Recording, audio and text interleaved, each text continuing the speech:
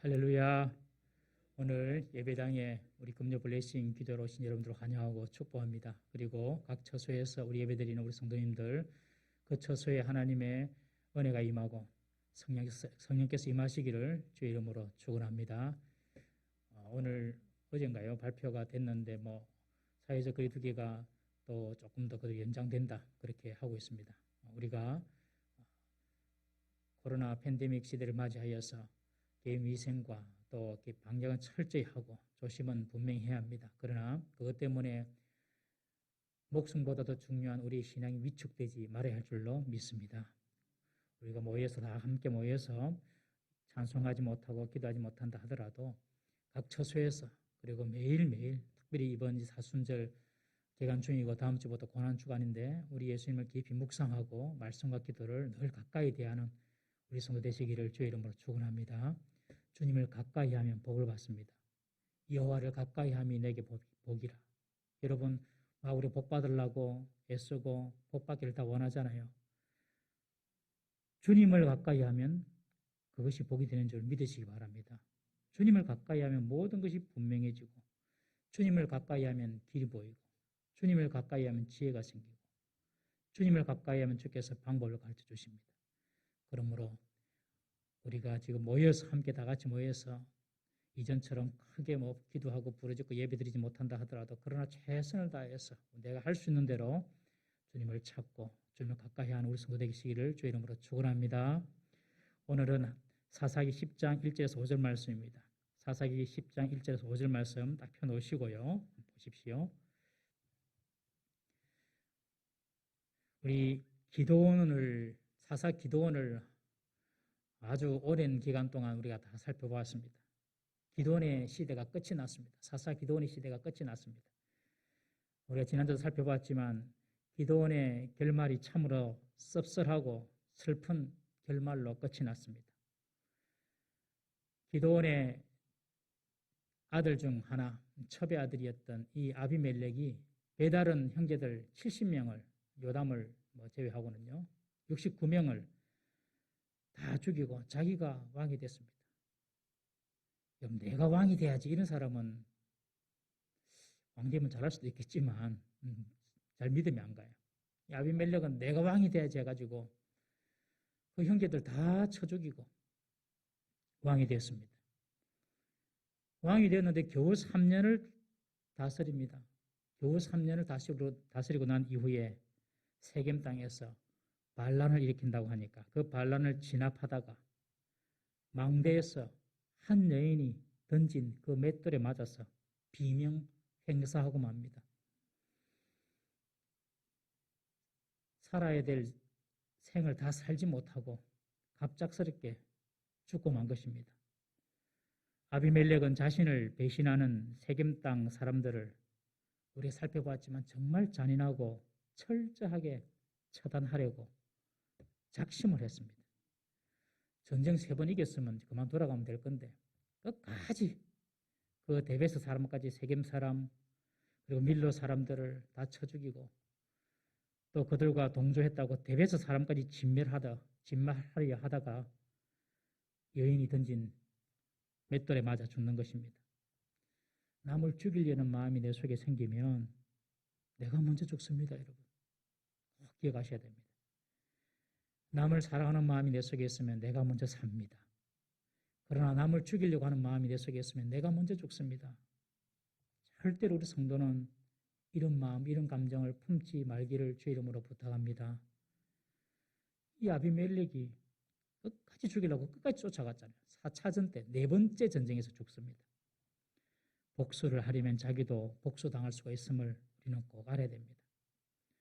우리가 지난 주일날 이 기도원의 이 아비멜렉의 아들 아비멜렉의 죽음을 보고 우리가 배울 수 있는 교훈에 대해서 살펴보았는데 결론적으로 볼 때에 기도원이 죽고 난 이후에 이스라엘은 바알 숭배에 빠졌습니다. 하나님은 그 바알 숭배에 빠진 이스라엘을 지금까지는 외부의 적에 의해서 심판하셨는데 이번에는 아비멜렉이라는 내부의 이 사람을 통하여서 이스라엘을 심판하신 것이 됩니다. 그리고 결국 아비멜렉 자신도 자신의 폭정과 악함에 대한 심판으로 여인이 던진 그 맷돌에 머리를 맞아 죽임을 당한 것입니다. 악한 세겜 사람을 징벌하기 위해서 하나님은 악한 아비멜렉을 사용하신 것입니다. 악한 사람들을 죽이기 위하여서 하나님은 악한 사람을 사용하세요. 하나님은 악한 자의 심판을 위해서 또 다른 악한 자를 통하여 심판하심을 우리는 알 수가 있습니다. 이의제이라는 말이 있죠. 이의제이. 오랑캐로서 다른 오랑캐를 물리친다라는 그런 한자입니다. 여러분, 하나님은 악한 자도 사용하시는데 그 악한 자를 물리친 데 사용하는 것입니다. 우리가 복수를 하려 하고 우리가 악을 행하려 하면 우리가 악한 자가 되는 것입니다. 성도는 악한 자가 되어서는 안 될 줄로 믿습니다. 복수는 우리 것이 아닙니다. 한번 따라 하시겠습니까? 복수는 우리 것이 아닙니다. 명심하십시오. 원수 갚는 것은 오직 하나님께 맡겨 두어야 하는 것입니다. 악한 자를 하나님께서 들어서 그냥 악한 자를 심판하시는 거예요. 우리가 뭐 안 하셔도 됩니다. 하나님이 살아계신 것을 우리가 믿지 않습니까? 그죠? 그럼 하나님께서 일하시지 않습니까? 하나님을 못 믿는 사람들은 내가 어떻게 해야 되겠지만 하나님이 살아계신 것을 믿는다면 악한 자에 대한 복수나 안갚음은 우리가 해서는 안 됩니다. 그럼 내가 악한 자가 되는 것입니다. 우리 성도님들 혹시 여러분들 속에 좀 미운 사람이 있고 꼭 내가 좀 갚아줘야 되겠다 그런 사람이 있으면 다 내려놓으시기를 주의 이름으로 부탁합니다. 집에 가서 밀집 인양이 막 이게 빈 꼽지 말고 여러분들 마음속은 성도의 마음은 늘 사랑과 관용과 온유와 겸손만 있어야 될 줄로 믿습니다. 이 아비멜렉이 얼마나 똑똑한 사람이었어요. 전술도 잘 부리고요. 사람 마음도 잘 부리고요. 사람들 마음도 잘 얻고요. 대단한 사람이었어요. 그런 자기 머리만 믿던 이 아비멜렉 하나님께서 머리를 깨뜨려서 하나님께서 데리고 가십니다. 모든 원수 갚는 것, 복수 여러분 하지 마십시오. 하나님께 다 맡겨놓으십시오. 다 맡겨놓으십시오. 하나님께서 다 처리하십니다. 믿으시지요? 예, 그렇게 사시는 우리 동부삼위교회 성도 되시기를 주의 이름으로 축원합니다. 우리들 마음속에는 미운 사람이 사라져야 됩니다. 미운 사람을 품고는 하나님의 복을 받을 수가 없습니다. 여러분, 우리의 복은 사람으로부터 오는 것이 아닙니다. 하나님으로부터 옵니다. 하나님으로부터 복을 받는 사람이 성도예요. 저 사람 어떻게 내가 해가지고 내가 저 사람 누르고 올라가서 내가 복을 받는 것이 아닙니다, 여러분. 성도의 복은 하나님으로부터 오는 거예요. 하나님. 그 하나님의 복이 어떤 마음이 임하겠습니까? 내가 미워하고 내가 심판하려 하고 내가 복수하려고 하고 그 마음에 하나님 복이 임하겠습니까, 여러분? 절대로 그렇지 않죠. 아비멜렉 같은 마음을 품지 말고 예수님의 마음을 품는 우리 모든 성도님 되시기를 주의 이름으로 축원합니다. 아비멜렉은 이렇게 비참하고 무가치한 죽음을 맞았습니다. 우리도 언젠가는 죽음을 다 겪게 될 것입니다. 아무도 죽음에서 자유로운 사람은 없습니다. 아비멜렉처럼 이렇게 그러나 무가치하고 비참한 죽음은 우리가 피해야 됩니다. 모두가 아쉬워하고 그리워하고 보고 싶은 그런 죽음이 되어야 할 줄로 믿습니다. 저분 조금 더 우리 곁에 계셨으면 좋았겠다. 저분 조금 더 우리가 볼 수 있었으면 좋겠다. 그런 죽음이 돼야지. 아유, 뭐 속 시원하다마, 잘 갔다마 이런 죽음이 되면은 얼마나 그 인생이 참 슬프게 산 인생이 되겠습니까? 아비멜렉은 비참하고 무가치한 죽음을 맞았지만 우리 성도들은 모두가 다 그리워하고 보고 싶어하는 그런 아름다운 죽음을 경험할 수 있기를 주의 이름으로 축원합니다. 우리가 사사기를 보고 있는데요. 사사기는 일반적으로 사사기에는 12명의 사사가 나옵니다.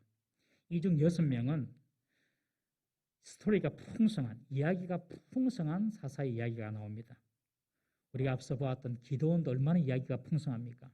그리고 우리 그 앞에 보았던 온니엘, 에훗, 그리고 드보라, 기드온, 이제 이후에 있을 입다, 삼손 이렇게 6명의 이야기는 아주 내용이 풍부합니다.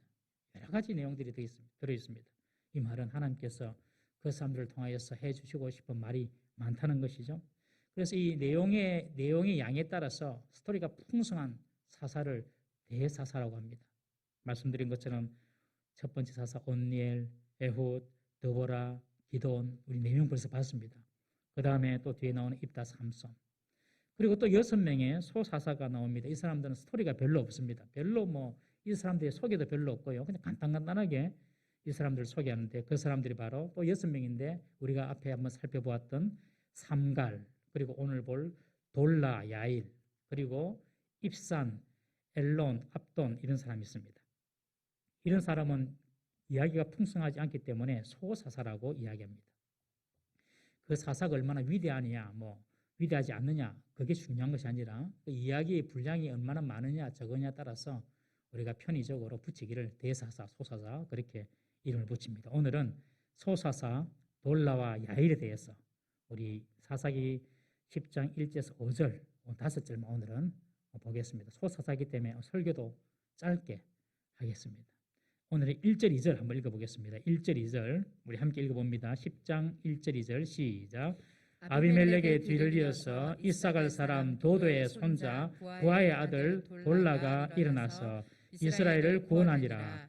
그가 에브라임 산지 3일에 거주하면서 이스라엘의 사사가 된 지 23년 만에 죽음에 3일에 장사되었더라. 이게 돌라의 전부 이야기입니다. 이 두 절이 그러고 야일로 넘어가요. 3절부터. 이스라엘이 무슨 문제가 있었는가? 아비멜렉이 그 강한 왕이 있지 않습니까? 아주 강력한 카리스마 있는 왕이었거든요. 아비멜렉이. 이 카리스마 있는 아비멜렉이 갑자기 죽어버린 것입니다. 전쟁에 나가서 아무도 죽을 거라고 생각 안 했습니다. 1차 전쟁에서 승리하고 세겜 전투에서 2차 승리하고 또 3차 승리하고 아비멜렉은 다 무조건 승리해. 이렇게 알다가 4차에서 그냥 위에서 떨어진 맷돌 맞고 죽었거든요. 그러니까 아무도 상상하지 못한 그런 죽음이었습니다. 그런 카리스마 있는 왕이 갑자기 죽어버리니 어떤 일이 납니까? 권력의 공백이 생깁니다. 그러니까 이스라엘 속에 그 권력을 차지하기 위해서 내적인 분쟁이 일어나고 이스라엘 사람들은 서로를 적으로 생각하고 서로 죽이는 그런 일들이 안에서 일어나게 됩니다. 그때 세워진 사사가 바로 돌라입니다. 돌라에 대해서는 오늘 본문에 그의 가문 그리고 거주지, 매장지 이 정도만 설명하고 있습니다. 여기 보면 이사갈 사람 도도의 손자요. 이사갈 지파 사람인데 도도의 손자요. 부하의 아들 돌라라고 소개합니다. 그러니까 돌라의 아버지, 부하, 할아버지 도도 3대를 설명하고 있습니다. 사사를 설명할 때 이렇게 그 가족 대대로 3대까지 소개한 사람은 이 돌라가 처음입니다. 왜 이렇게 할아버지부터 소개를 했을까요? 그것은 아마 이 돌라의 가문이 좋은 집안의 가문이었다는 것을 이렇게 나타내기 위함이 아닌가 생각을 해봅니다. 앞에 왕이었던 이 아비멜렉 왕은 자신의 혈통이 좋지 않았죠. 그래서 열등감에 빠져 있었습니다. 아비멜렉이 자신의 혈통이 좋지 않아서 열등감에 빠져 있어서 그 열등감을 왕이라는 그런 권력을 통하여서 자신의 열등감을 컴프라치하고 그리고 또 그 야망을 한번 가져보려고 이 아비멜렉은 생각을 했죠. 그리고 절차와 정의를 무시하고 무력과 폭압으로 왕이 되었지 않습니까? 그리고 자신에게 반기를 드는 모든 대상들은 아예 씨를 말려버리는 공포정치로 왕권을 유지하려 했습니다. 하나님은 아비멜렉을 통하여서 고통을 겪은 이스라엘을 위로하기 위해서 좋은 가문이었던 이 돌라를 사사로 세워서 23년간 평화롭게 지내게 하신 것입니다. 이 돌라의 업적은 한마디로 이렇게 나옵니다. 1절에 보시면 이스라엘을 구원하니라. 끝. 다른 말은 없습니다. 그런데 보면 다른 사사들은 어디서부터 이스라엘을 구원했다 이런 표현이 있는데 이 돌라는 어디로부터 이스라엘을 구원했는지 기록이 나와 있지 않아요. 지금까지는 메소포타미아 왕 구산 리사다임, 모압, 블레셋, 가나안 왕 야빈, 또 기드온 때는 미디안 이렇게 대상이 있었는데 사사 돌라 때는 대상이 언급이 없습니다. 그냥 이스라엘을 구원하니라. 말씀드린 것처럼 돌라 시대에는 외부의 적보다도 내부의 분열과 분쟁과 갈등이 심해서 이것이 이스라엘의 문제가 되었다는 것이죠. 그러니까 돌라는 아비멜렉 시대에 만연했던 우상 숭배를 정리하고 이스라엘 내부의 분열과 분쟁을 수습하면서 이스라엘을 평화롭게 하나 되는 일을 한 사람이 바로 이 돌라 사사의 사역이었다. 그렇게 보시면 되겠습니다. 외부의 적과 싸운 것이 아니라 내부의 분쟁을 잠재우고 내부의 분열을 일치로 만든 사사. 그 사사가 바로 돌라라. 그렇게 많은 학자들이 대체로 다 그렇게 동의를 합니다. 여러분, 공동체의 화평을 만들어내는 일은 얼마나 중요한지 모릅니다. 정말 화평이 있어야 됩니다. 우리 누가복음 11장 17절 말씀 한번 보겠습니다. 누가복음 11장 17절 시작.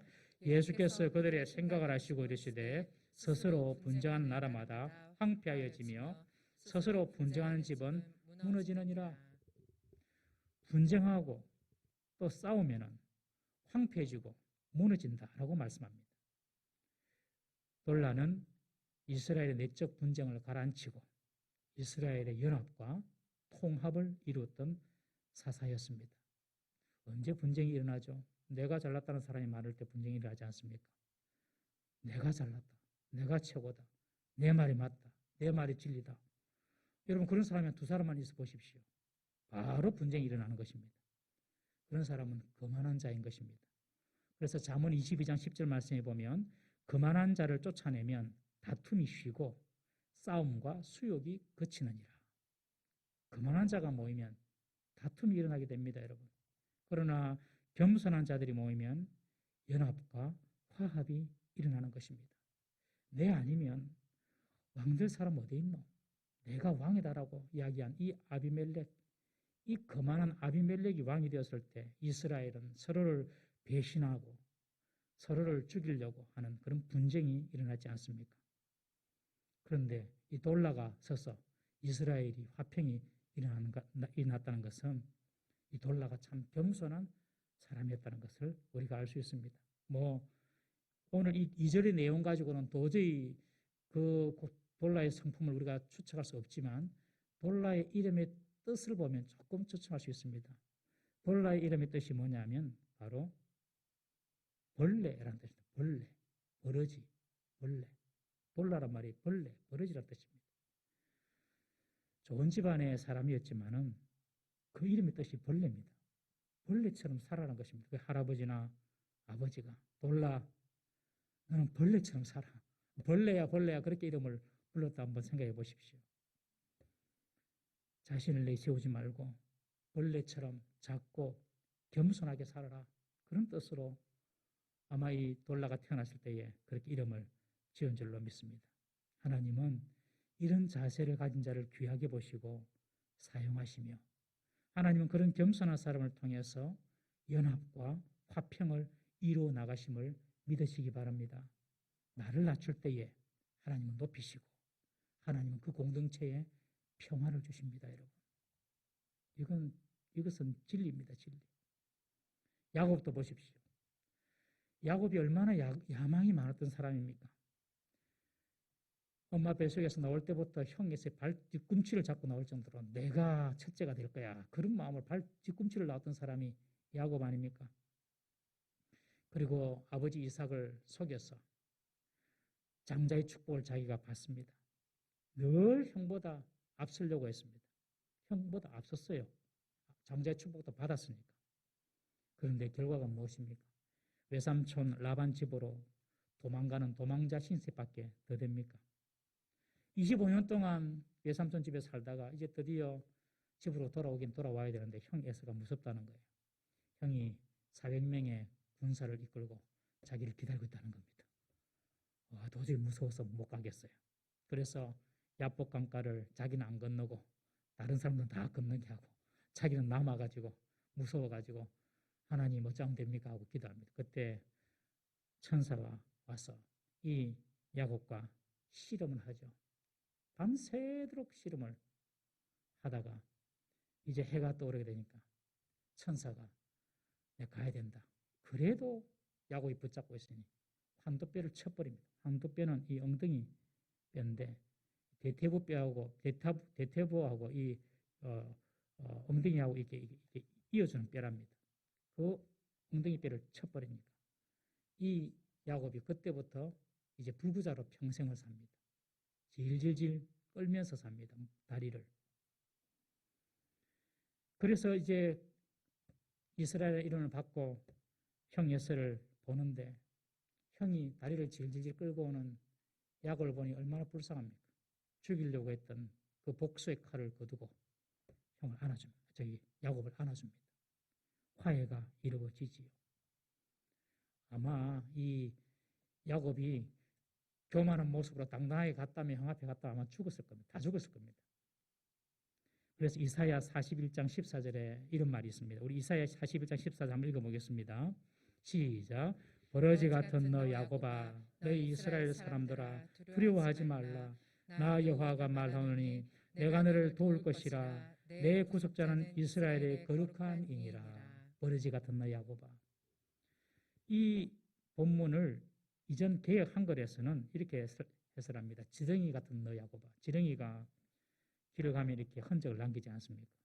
이 야곱이 그 뒤로부터 이 환도뼈가 위골된 이후로 늘 걸을 때는 다리를 질질 끌고 다녔기 때문에 마치 지렁이가 자취를 남기듯이 야곱이 그냥 다리 끌고 다니면서 그렇게 부고자로 평생 산 것입니다. 그런데 그것 때문에 야곱이 살게 된 것입니다. 그래서 지렁이 같은 너 야곱아, 벌레 같은 너 야곱아, 내가 너를 도울 것이다. 여러분, 하나님이 어떤 사람을 돕습니까? 버러지 같은 사람, 벌레 같은 사람, 그런 사람을 하나님이 도와주시는 것입니다. 하나님은 우리가 벌레처럼 버러지처럼 우리 자신을 낮출 때에 우리에게 찾아오셔서 우리를 긍휼히 여겨주시고 우리를 도우시고 보살펴 주심을 믿으시기 바랍니다. 위대한 사도 바울도 자신을 죄인 중에 괴수라고까지 표현하지 않았습니까, 여러분? 이 돌라, 나는 벌레입니다. 나는 벌레입니다. 이렇게 자신을 낮추는 이 돌라를 이스라엘의 분란과 분쟁 가운데서 돌라를 쓰심으로 겸손한 돌라를 통하여서 이스라엘이 화평을 이루고 일치가 되는 것을 우리가 알 수가 있습니다. 아비멜렉, 내 아버지는 왕이다. 고로 나도 왕이다.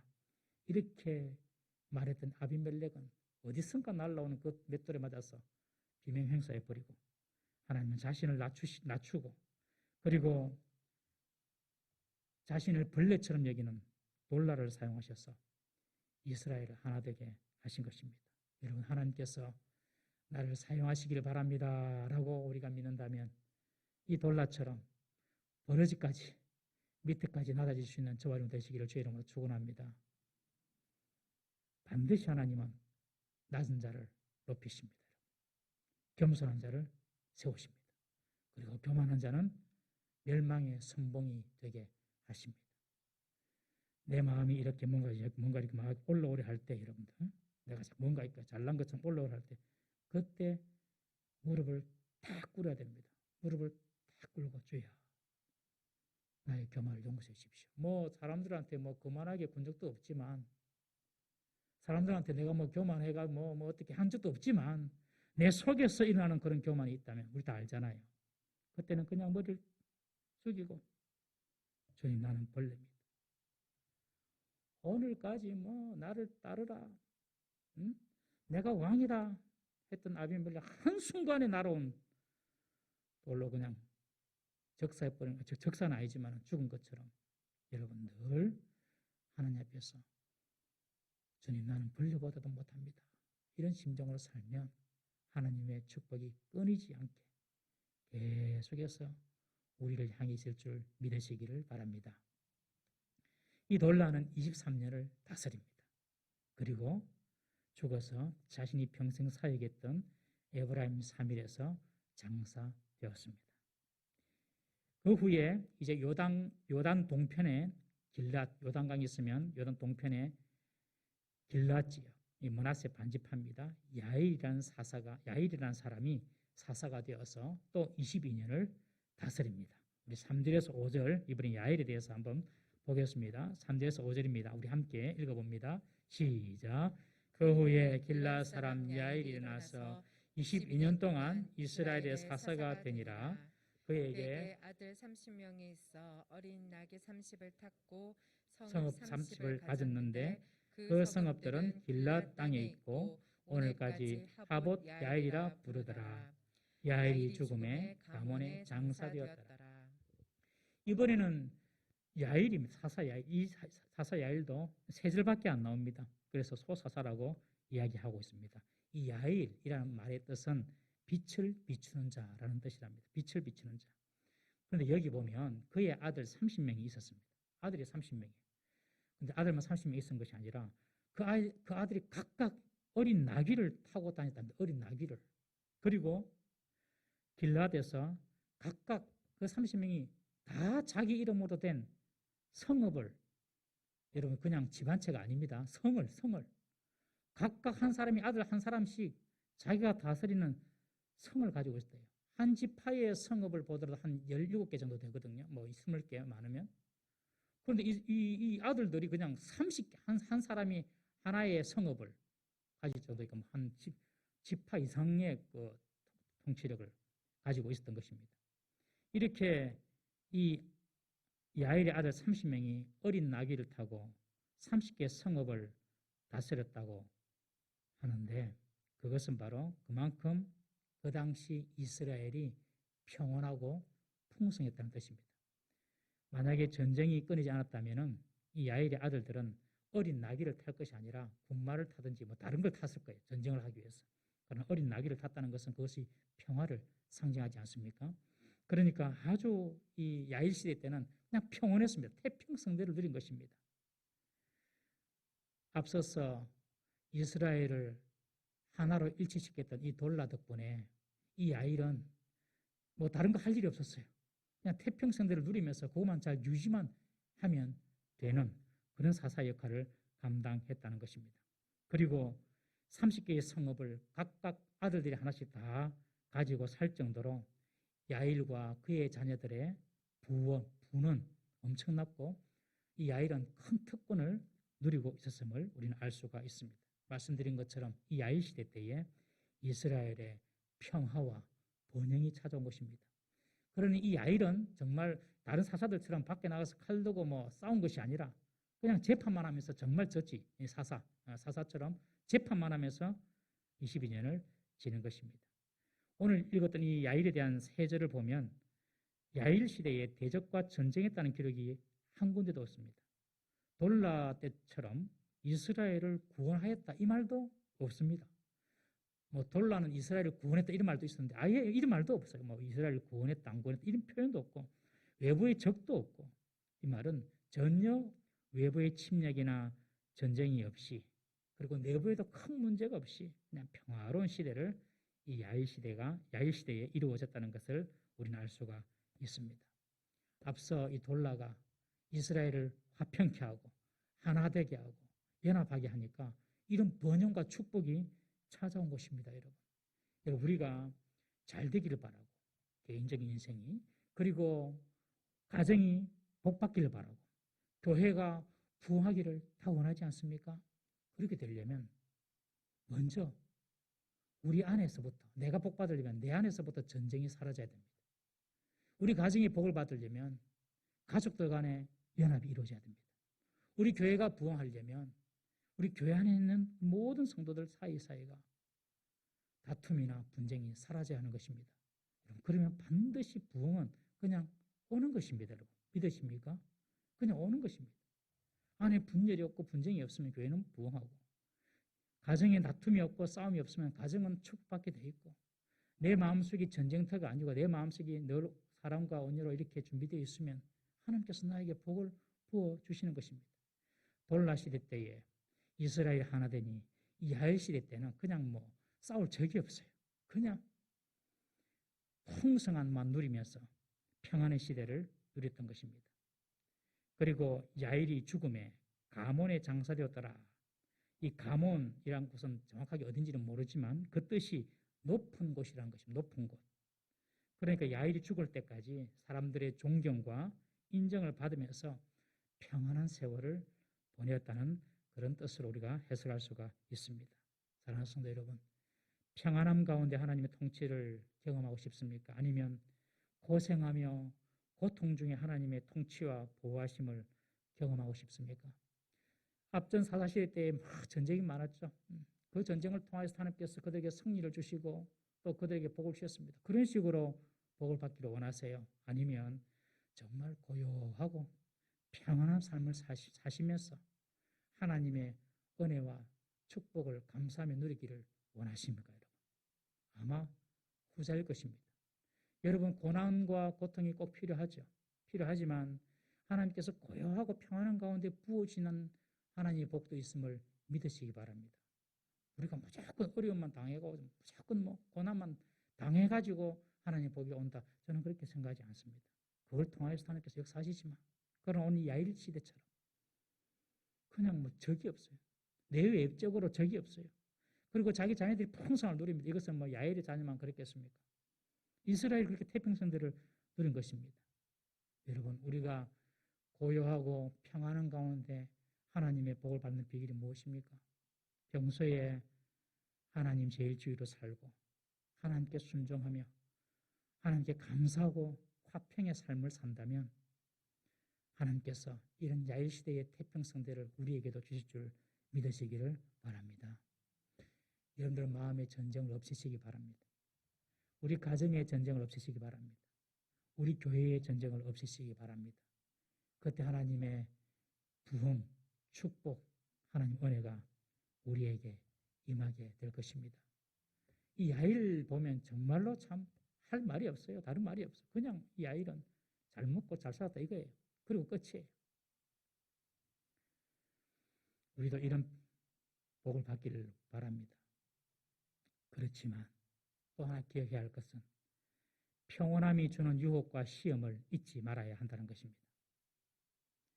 야일의 아들들의 나귀가 30마리고 또 아들들이 30명이고 성읍을 30개나 가지고 살았다는 것은 정말로 풍요롭고 정말로 모든 것을 다 누리면서 살았다는 뜻인데 이것은 자칫 안일함과 나태함에 빠질 수 있는 그런 어떤 계기가 될 수가 있다는 사실을 우리는 기억해야 합니다. 야일에게 30명의 아들이 있었다. 여러분들 생각나는 사람 없습니까? 기드온의 아들이 70명이었죠. 기드온의 아들만 70명이었으니까 딸들도 있었겠죠. 그런데 야일은 아들이 30명입니다. 아들이 30명이면 딸도 좀 있었겠죠. 최소한 20명 있었다 치더라도 50명. 그리고 한 여자가 50명을 낳을 수가 있습니까? 평생을 낳더라도 못 낳죠. 이 말은 야일도 여러 여자를 거느렸다는 뜻입니다. 그러니 아들들이 많죠. 이 말은 무슨 말이냐? 고대에 결혼을 하고 아내를 얻는 것은 그냥 어떤 정력적인 그런 어떤 표현이 아니라 아까 말씀드린 것처럼 자주 우리 창세기를 통해서도 보지만은 어떤 정략적인 결혼을 통하여서 어떤 족장이나 어떤 시족의 세력을 내가 가지고 오는 것이죠. 결혼 동맹을 통하여서 싸우지 않는 것입니다. 그러니 이 야일도 30명의 아들을 두었다는 것은 오로지 전적으로 하나님만 신뢰하고 산 것이 아니라 좀 인본적이고 인간적인 그런 혈연 관계를 통하여 혼인 관계를 통하여서 뭔가 조금 평화를 누려보려고 했지 않나 이런 생각을 우리가 할 수가 있습니다. 야일도 하나님만 의지하고 하나님만 신뢰한 것이 아니라 인본적인 정치를 하면서 그런 결혼 관계를 통하여서 인간적인 어떤 그런 정치를 하지 않았나 이렇게 생각을 합니다. 우리가 다음 주에 살펴보겠지만 또 이스라엘이 그 뒤에 또 무너지거든요. 여러분 우리가 평안함 중에 잊지 말아야 할 것은 평안하다고 해서 다른 세상을 더 의지할 것이 아니라 정말 이런 평안함과 축복은 오직 하나님께로부터만 온다는 사실을 기억하고 늘 주님을 갈망하고 주님만 의지하는 우리의 믿음이 있어야 할 줄로 믿습니다. 이 믿음이 흔들리면 안 됩니다. 이 믿음만 가지고 있으면 됩니다. 하나님을 전적으로 의뢰하는 마음이 아니라 조금이라도 인간적인 그리고 어떤 유력한 그런 환경이나 우리 눈에 보이는 물질을 더 의지하는 우리 자신의 모습이 보인다면 즉시로 하나님께로 돌아와야 할 줄로 믿습니다. 모든 좋은 은사와 각양 좋은 선물은 빛들의 아들 되신 하나님으로부터 위로부터 오늘의 사실을 꼭 믿으시는 우리 성도 되시기를 주의 이름으로 축원합니다. 그러므로 내가 더 풍요롭게 되고 내가 좀 더 안정이 될 때에 이것이 나를 나태하게 하고 나를 게으르게 하고 세상적인 유혹으로 나를 빠지게 하는 것은 아닌지 우리가 늘 살펴야 하는 것입니다. 평안과 풍요와 안정감이 일상이 되어버릴 때에 인간 속에 있는 나태함과 육체의 소욕을 따르는 본성이 우리를 유혹하기 시작합니다. 마치 크게 창고를 지어놓고 어리석은 부자가 창고를 크게 지어놓고 이제 이렇게 쓸 것이 많으니 내 인생은 이제 먹고 누리고 즐기는 것밖에 남지 않았다. 그렇게 말하는 부자처럼 너무 모든 것이 다 완벽하게 갖추어져 버리면 이것이 하나님께로부터 왔다는 사실을 기억하고 한순간도 하나님께서 닫으시고 막으시면 하루아침에라도 다 날아가 버린다는 사실을 기억하고 하나님을 신뢰하고 붙잡으면 그 복이 계속 유지가 되지만 조금이라도 더 마음이 안일해지고 게을러지고 하나님께서 주신 복을 가지고 세상의 즐거움을 위하여 살려고 우리가 조금이라도 딴 생각을 품는다면 바로 하나님을 떠나게 되고 그리고 하나님의 복도 거기서 끝나게 되는 것입니다.